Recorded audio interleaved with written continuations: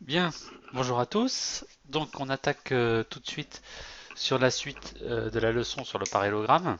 Alors je vous propose dans un premier temps, on avait fini ici, et de vous parler du centre de symétrie que possède le parallélogramme. Donc ce centre de symétrie, d'accord, il s'agit simplement du point d'intersection des deux diagonales. Ok, donc on pourra l'écrire, le point d'intersection des diagonales du parallélogramme est le centre de symétrie. Et j'illustre. Ok. Donc là, je vais vous expliquer comment ça se fait que le point d'intersection des diagonales soit justement ce centre de symétrie. Alors je vais prendre cette figure-là, et puis donc ici j'ai un parallélogramme, et je vais montrer que le milieu du segment AC, que je vais appeler O, c'est en fait ce centre de symétrie. Alors je vais construire ce petit point O en faisant milieu, hop, milieu c'est ici, entre lui et lui, voilà, le point O est placé. Maintenant je vais regarder.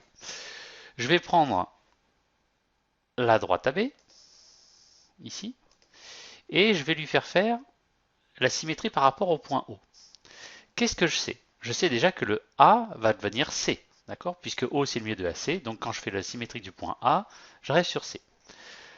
Je sais aussi que la droite symétrique de la droite AB, elle sera parallèle à AB, d'accord? C'est écrit dans votre cours, le symétrique d'une droite est une droite qui lui est parallèle, d'accord?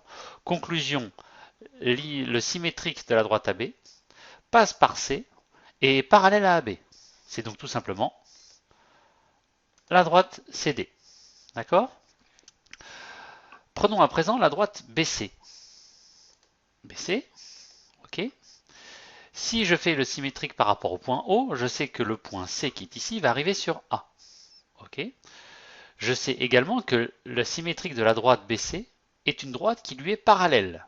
D'accord? Donc je dois faire une droite qui est parallèle à BC et qui passe par A. C'est forcément la droite AD. D'accord? Du coup, B, c'est le point d'intersection de la droite AB et de la droite BC. D'accord? Donc, quand je fais les symétriques de ces deux droites, elles vont se couper, ici, en un point qui est aussi le symétrique du point B. D'accord? Par conséquent, D est le symétrique du point B par rapport à O. Et du coup, on se retrouve avec O, qui est donc le milieu de BD. Alors ça, c'est une petite démonstration très mathématique, elle n'est pas à savoir par cœur, c'est juste pour vous expliquer que ça ne sort pas de nulle part tout ça. D'accord? On a joué avec la symétrie centrale pour prouver que quand je faisais le point d'intersection des diagonales, le point O que j'obtenais était le centre de symétrie de la figure.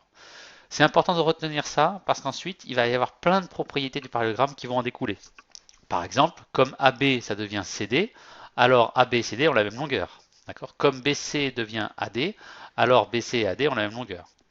Pire, O c'est le milieu de AC, mais c'est aussi du coup le milieu de BD. Ça veut dire que les diagonales du parallélogramme se coupent en leur milieu, etc., etc., etc.